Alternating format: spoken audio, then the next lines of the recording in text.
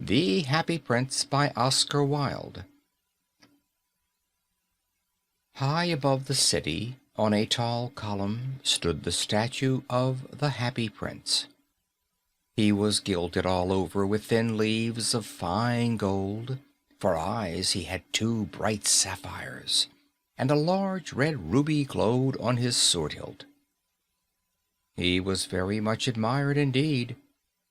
"He is as beautiful as a weathercock," remarked one of the town councilors, who wished to gain a reputation for having artistic tastes. "Only not quite so useful," he added, fearing lest people should think him unpractical, which he really was not. "Why can't you be like the Happy Prince?" asked a sensible mother of her little boy who was crying for the moon. "The Happy Prince never dreams of crying for anything."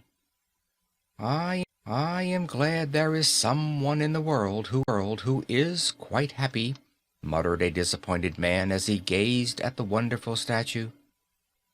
"He looks just like an angel," said the charity children as they came out of the cathedral in their bright scarlet cloaks. "And oh," asked the mathematical master, "you have never seen one." "Ah, but we have in our dreams," answered the children.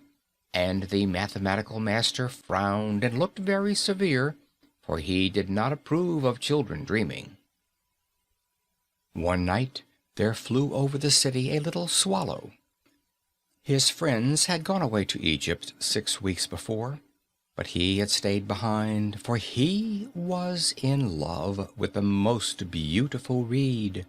He had met her early in the spring as he was flying down the river after a big yellow moth, and had been so attracted by her slender waist that he had stopped to talk to her. "Shall I love you?" said the swallow, who liked to come to the point at once. And the reed made him a low bow, so he flew round and round her, touching the water with his wings and making silver ripples. This was his courtship, and it lasted all through the summer. "It is a ridiculous attachment," twittered the other swallows. "She has no money and far too many relations." And indeed the river was quite full of reeds. Then, when the autumn came, they all flew away. After they had gone he felt lonely, and began to tire of his lady love. "She has no conversation," he said, "and I am afraid that she is a coquette, for she is always flirting with the wind." And certainly whenever the wind blew, the reed made the most graceful curtsies. "I admit that she is domestic," he continued, "but I love traveling, and my wife consequently should love traveling also." "Will you come away with me?" he said finally to her. Reed shook her head, she was so attached to her home. "You have been trifling with me," he cried. "I am off to the pyramids. Goodbye." And he flew away. All day long he flew, and at night time he arrived at the city. "Where shall I put up?" he said. "I hope the town has made preparations." Then he saw the statue on the tall column. "I will put up there," he cried. "It is a fine position with plenty of fresh air." So he alighted just between the feet of the Happy Prince. "I have a golden bedroom," he said softly to himself as he looked round, and he prepared to go to sleep. But just as he was putting his head under his wing, a large drop of water fell on him. "What a curious thing!" he cried. "There is not a single cloud in the sky. The stars are quite clear and bright, and yet it is raining. The climate in the north of Europe is really dreadful. The reed used to like the rain, but that was merely her selfishness." Then another drop fell. "What is the use of a statue if it cannot keep the rain off?" he said. "I must look for a good chimney pot," and he determined to fly away. But before he had opened his wings, a third drop fell, and he looked up and saw... what did he see? The eyes of the Happy Prince were filled with tears. and tears were running down his golden cheeks. His face was so beautiful in the moonlight that the little swallow was filled with pity. "Who are you?" he said. "I am the happy prince."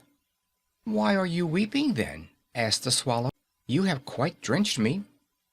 "When I was alive and had a human heart," answered the statue, "I did not know what tears were, for I lived in the palace of Sans Souci, where sorrow is not allowed to enter. In the daytime I played with my companions in the garden, and in the evening I led the dance in the great hall. Round the garden ran a very lofty wall, but I never cared to ask what lay beyond it. Everything about me was so beautiful. My courtiers called me the happy prince, and happy indeed I was, if pleasure be happiness. So I lived, and so I died. And now that I am dead, they have set me up here so high that I can see all the ugliness and all the misery of my city, and though my heart is made of lead, I cannot choose but weep." "What? Is he not solid gold?" said the swallow to himself. He was too polite to make any personal remarks out loud. "Far away," continued the statue in a low, musical voice, "far away in a little street there is a poor house. One of the windows is open, and through it I can see a woman seated at a table. Her face is thin and worn, and she has coarse red hands all pricked by the needle, for she is a seamstress. She is embroidering passion flowers on a satin gown for the loveliest of the Queen's maids of honor to wear at the next court ball. In a bed in the corner of the room her little boy is lying ill. He has a fever and is asking for oranges. His mother has nothing to give him but river water, so he is crying. Swallow, swallow, little swallow, will you not bring her the ruby out of my sword hilt? My feet are fastened to this pedestal, and I cannot move." "I am waited for in Egypt," said the swallow. "My friends are flying up and down the Nile and talking to the large lotus flowers. Soon they will go to sleep in the tomb of the great king. The king is there himself in his painted coffin. He is wrapped in yellow linen and embalmed with spices. Round his neck is a chain of pale green jade, and his hands are like withered leaves." "Swallow, swallow, little swallow," said the prince, "will you not stay with me for one night and be my messenger? The boy is so thirsty, and the mother so sad." "I don't think I last summer, when I was staying on the river, there were two rude boys, the miller's sons, who were always throwing stones at me. They never hit me, of course. We swallows fly far too well for that. And besides, I come of a family famous for its agility. But still, it was a mark of disrespect." But the happy prince looked so sad that the little swallow was sorry. "It is very cold here," he said, "but I will stay with you for one night and be your messenger." "Thank you, little swallow," said the prince. So the swallow picked out the great ruby from the prince's sword and flew away with it in his beak over the roofs of the town. He passed by the cathedral tower, where the white marble angels were sculptured. He passed by the palace and heard the sound of dancing. He passed by the palace and heard the sound of dancing. A beautiful girl came out on the balcony with her lover. "How wonderful the stars are," he said to her, "and how wonderful is the power of love." "I hope my dress will be ready in time for the state ball," she answered. "I have ordered passion flowers to be embroidered on it, but the seamstresses are so lazy." He passed over the river and saw the lanterns hanging to the masts of the ships. He passed over the ghetto and saw the old Jews bargaining with each other and weighing out money in copper scales. At last he came to the poor house and looked in. The boy was tossing feverishly on his bed, and the mother had fallen asleep, she was so tired. In he hopped, and laid the great ruby on the table beside the woman's thimble. Then he flew gently. "How cool I feel!" said the boy. "I must be getting better," and he sank into a delicious slumber. Then the swallow flew back to the happy prince and told him what he had done. "It is curious," he remarked, "but I feel quite warm now, although it is so cold." "That is because you have done a good deed," said the prince, and the little swallow began to think, and then he fell asleep. Thinking always made him sleepy. When day broke, he flew down to the river and had a bath. "What a remarkable phenomenon," said the professor of ornithology as he was passing over the bridge. "A swallow in winter!" And he wrote a long letter about it to the local newspaper. Everyone quoted it. It was full of so many words that they could not understand. "Tonight I go to Egypt," said the swallow, and he was in high spirits at the prospect. He visited all the public monuments and sat a long time on top of the church steeple. Wherever he went, the sparrows chirruped and said to each other, "What a distinguished stranger!" So he enjoyed himself very much. When the moon rose, he flew back to the happy prince. "Have you any commissions for Egypt?" he cried. "I am just starting." "Swallow, swallow, little swallow," said the prince, "will you not stay with me one night longer?" "I am waited for in Egypt," answered the swallow. "Tomorrow my friends will fly up to the second cataract. The river horse couches there among the bulrushes, and on a great granite throne sits the god Memnon. All night long he watches the stars, and when the morning star shines, he utters one cry of joy, and then he is silent.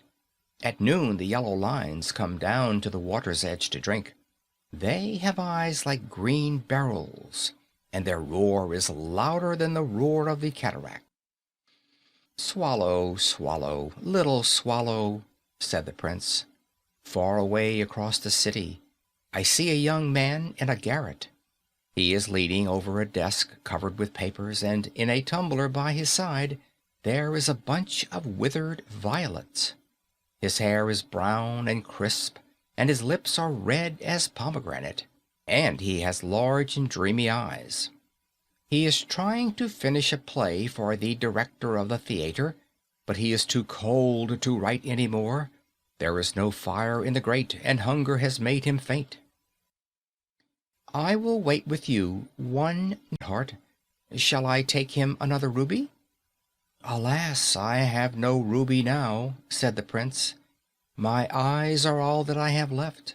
They are made of rare sapphires, which were brought out of India 1,000 years ago. Pluck one of them and take it to him. He will sell it to the jeweler and buy food and firewood, and finish his play."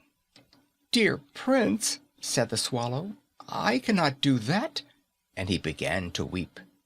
"Swallow, swallow, little swallow," said the prince, "do as I command you." So the swallow plucked out the prince's eye and flew away to the student's garret. It was easy enough to get in, as there was a hole in the roof. Through this he darted and came into the room. The young man had his head buried in his hands, so he did not hear the flutter of the bird's wings. And when he looked up, he found the beautiful sapphire lying on the withered violets. "I am beginning to be a prince from some great admirer. Now I can finish my play," and he looked quite happy. The next day the swallow flew down to the harbor.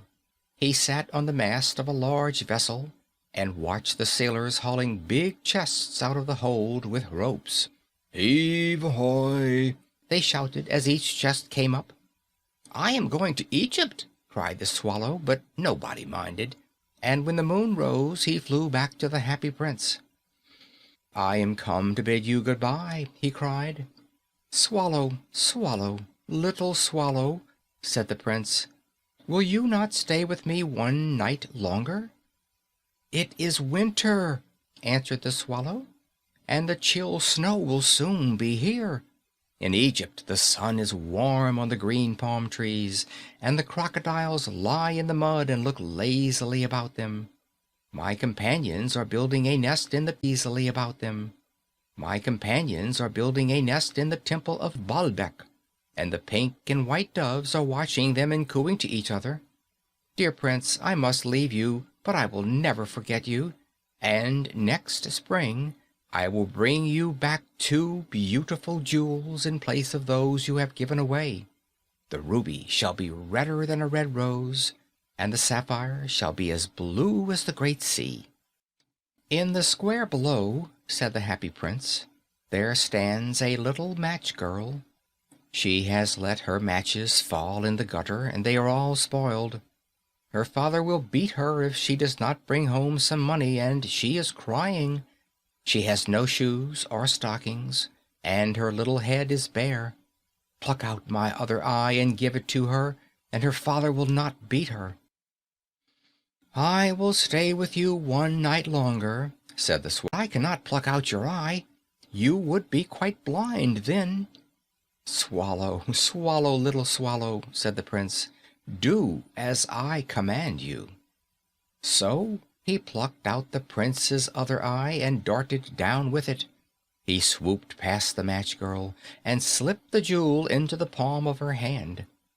"What a lovely piece of glass!" cried the little girl, and she ran home laughing. Then the swallow came back to the Prince. "You are blind now," he said, "so I will stay with you always." "No, little swallow," said the poor Prince. "You must go away to Egypt." "I will stay with you always," said the swallow, and he slept at the Prince's feet. All the next day he sat on the Prince's shoulder and told him stories of what he had seen in strange lands. He told him of the red ibises who on the banks of the Nile and catch goldfish in their beaks, of the Sphinx, who is as old as the world itself and lives in the desert and knows everything, of the merchants who walk slowly by the side of their camels and carry amber beads in their hands, of the king of the mountains of the moon, who is as black as ebony and worships a large crystal, of the great green snake that sleeps in a palm tree and has 20 priests to feed it with honey cakes, and of the pygmies who sail over a big lake on large flat leaves and are always at war with the butterflies. "Dear little swallow," said the Prince, "you tell me of marvelous things, but more marvelous than anything is the suffering of men and of women. There is no mystery so great as misery. There is no mystery so great as misery. Fly over my city, little swallow, and tell me what you see there." So the swallow flew over the great city and saw the rich making merry in their beautiful houses, while the beggars were sitting at the gates. He flew into dark lanes and saw the white faces of starving children looking out listlessly at the black streets. Under the archway of a bridge, 2 little boys were lying in one another's arms to try and keep themselves warm. "How hungry we are," they said. "You must not lie there," shouted the watchman, and they wandered out into the rain. Then he flew back and told the Prince what he had seen. "I am covered with fine gold," said the Prince. "You must take it off, leaf by leaf, and give it to my poor. The living always think that gold can make them happy." Fine gold the swallow picked off, till the happy Prince looked quite dull and gray. Leaf after leaf of the fine gold he brought to the poor, and the children's faces grew rosier, and they laughed and played games in the street. "We have bread now," they cried. Then the snow came, and after the snow came the frost. The streets looked as if they were made of silver, they were so bright and glistening. Long icicles, like crystal daggers, hung down from the eaves of the houses. Everybody went about in furs, and the little boys wore scarlet caps and skated on the ice.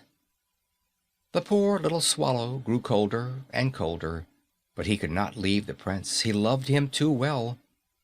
He picked up crumbs outside the baker's door when the baker was not looking, and tried to keep himself warm by flapping his wings. But at last he knew he was going to die. He had just strength to fly up to the prince's shoulder once more. "Goodbye, dear prince," he murmured. "Will you let me kiss your hand?" "I am glad that you are going to Egypt at last, little swallow," said the prince. "You have stayed too long here, but you must kiss me on the lips, for I love you." "It is not to Egypt that I am going," said the swallow. "I am going to the house of death. Death is the brother of sleep, is he not?" And he kissed the happy prince on the lips and fell down dead at his feet. At that moment a curious crack sounded inside the statue, as if something had broken. The fact is that the leaden heart had snapped right in two. It certainly was a dreadfully hard frost. In the square below in company with the town councilors, as they passed the column, he looked up at the statue. "Dear me, how shabby the happy prince looks," he said. "How shabby indeed!" cried the town councilors, who always agreed with the mayor, and they went up to look at it. "The ruby has fallen out of his sword, his eyes are gone, and he is golden no longer," said the mayor. "In fact, he is little better than a beggar." "Little better than a beggar," said the town councilors. "And here is actually a dead bird at his feet," continued the mayor. "We must really issue a proclamation that birds are not to be allowed to die here," and the town clerk made a note of the suggestion. So they pulled down the statue of the happy prince. "As he is no longer beautiful, he is no longer useful," said the artisan. They melted the statue in a furnace, and the mayor held a meeting of the corporation to decide what was to be done with the metal. "We must have another statue, of course," he said, "and it shall be a statue of myself." "Of myself," said each of the town councilors, and they quarreled. When I last heard of them, they were quarreling still. "What a strange thing," said the overseer of the workmen at the foundry. "This broken lead heart will not melt in the furnace. We must throw it away." So they threw it on a dust heap where the dead swallow was also lying. "Bring me the two most precious things in the city," said God to one of his angels, and the angel brought him the leaden heart and the dead bird. "You have rightly chosen," said God, "for the dead bird. You have rightly chosen," said God, "for